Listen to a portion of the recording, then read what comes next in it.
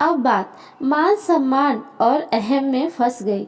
जिन्हें अपने जीवन का फैसला करना था वो अन्य लोगों के अभिमान में उलझ कर रह गए। अभिनव ने पहल भी की लेकिन सामर्थ्यहीन होकर उसने भी घुटने टेक दिए।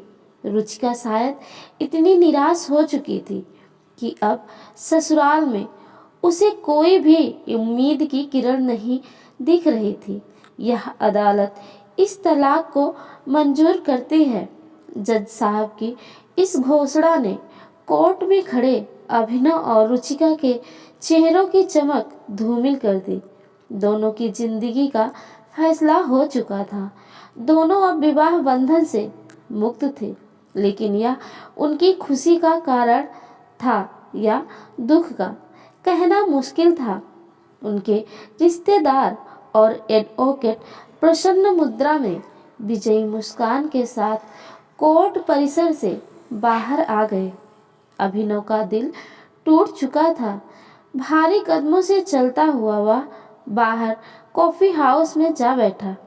रुचिका भी स्कूटी पर सवार होकर जाने लगी।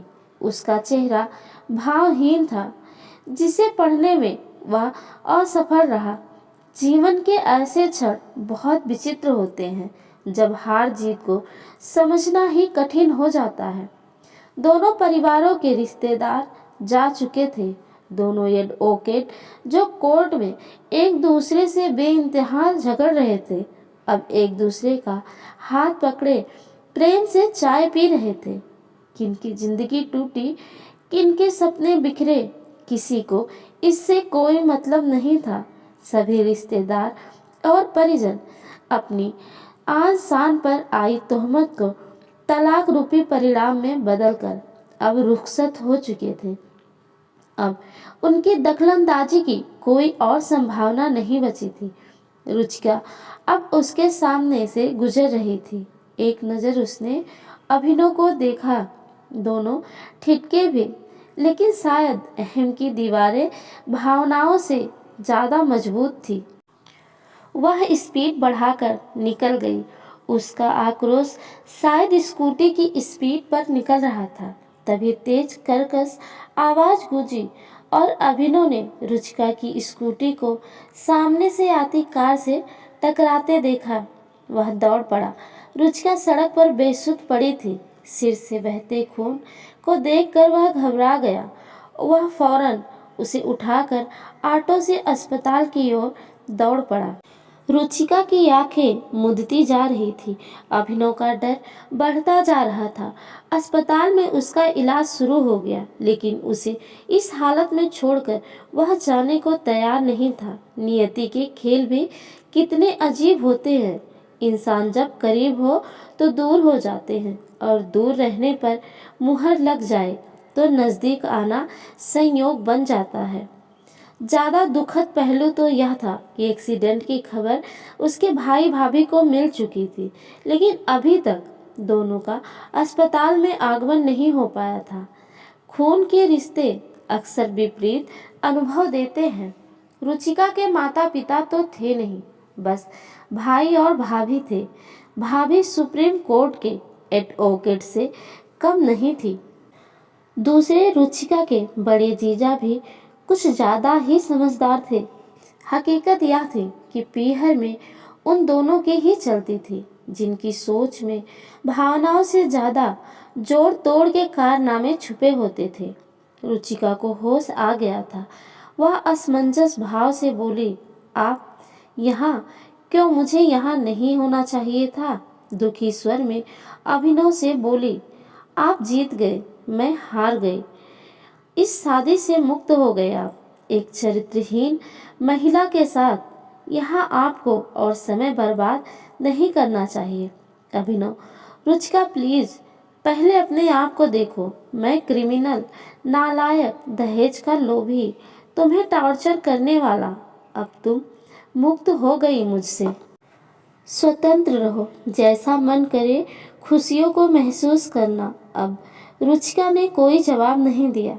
कुछ समय ऐसे ही निस्तंभता में निकल गया।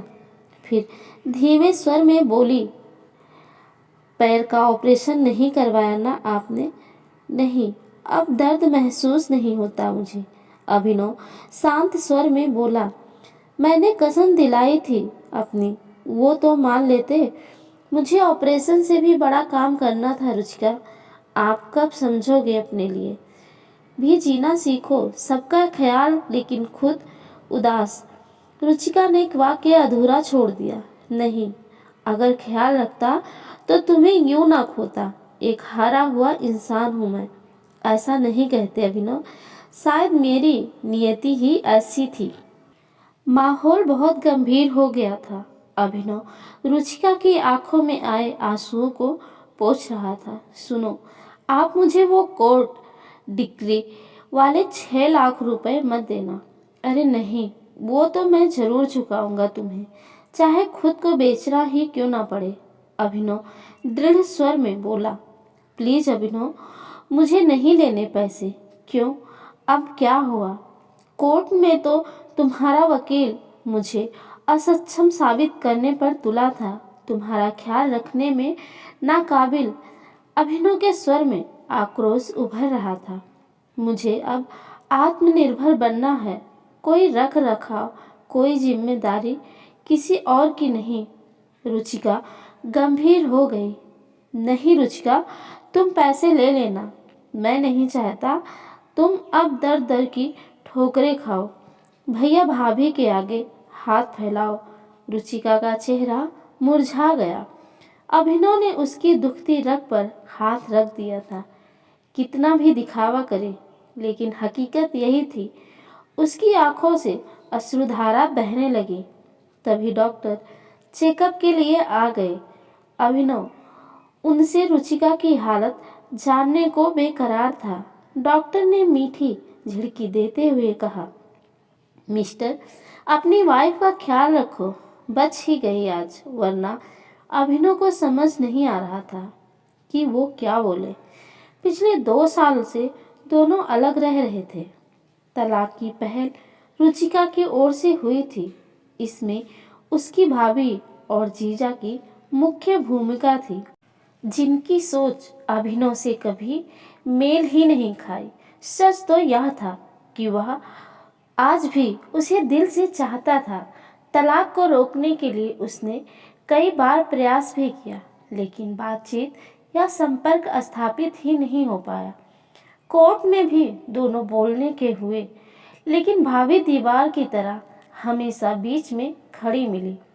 डॉक्टर जा चुके थे। रुचिका फिर से बोलने लगी। आप घर जाइए प्लीज, आपकी मम्मी खुशखबरी सुनने को तड़प रही होंगी। तुम्हें इस हाल में छोड़कर कैसे जा सकता हूँ? दुखी मन से अभिनव बोला। अरे अब हमारा रिश्ता ही क्या रह गया है? एक मुहर ने तुम्हें आजाद कर दिया है। तुम मुझे ही दोष क्यों दे रही हो? तलाक के पेपर्स तो तुम्ही ने भेजे थे। चलो छोड़ो, अब सब बदल गया है। अलग रास्ते, नई जिंदगी, इसलिए फॉर्मेलिटी छोड़ो। रुचिका की हंसी के पीछे का दर्द साफ झलक रहा था। एक बात पूछूं, क्या तुम्हें सच में लगता है कि मेरे किसी और से प्रेम संबंध थे? अभिनव ने उदास स्वर में पूछा। नहीं, मैं जानती हूँ आप ऐसे नहीं हो। तो फिर तुमने कोर्ट में मेरे लिए ऐसी बातें क्यों कही? इसलिए ताकि आप मुझसे पीछा छुड़ा सको। आपके घर वाले यही तो चाहते थे कि मैं आपकी जिंदगी से दूर हो जाऊं। अभिनव कुछ और बोल पाता उससे पहले ही रुचिका के भाई भाभी दनदनाते हुए आ पहुंचे। भाई अभिनव पर गरजने लगा। मिस्टर, अब क्या जान लेकर ही मानोगे मेरी बहन की? अभिनव खून का घूंट पीकर रह गया। वहां हंगामा खड़ा करना व्यर्थ था। भाई रुचिका को समझा रहा था कि सब अभिनव का ही किया धरा है। वो बदला लेने के लिए उसकी जान तक ले सकता है। रुचिका अब और चुप नहीं रह सकी। प्लीज मुझे अकेला छोड़ दो, मैं अब जीना नहीं चाहती। अभिनव का वहां रहना अब और संभव नहीं था। घर पहुंचते ही उसे एक और झटका लगा। ड्राइंग रूम में बहन बहनोई वगैरह सब जीत का जश्न मना रहे थे। टेबल पर मिठाई सजी थी। मानव मन की ऐसी विचित्रता पर उसे कोफ्त होने लगी। क्या इंसान इतना असंवेदनशील हो सकता है? व्यथित मन से वह अभी भी अपनी जीत हार को समझने में लगा था। रात के 9 बज रहे थे। बिस्तर पर पड़ा अभिनव करवटें बदल रहा था। उसे आज जीवन का कड़वा सच महसूस हो रहा था। रिश्ते की अहमियत तभी समझ आती है जब सब कुछ ध्वस्त हो जाता है।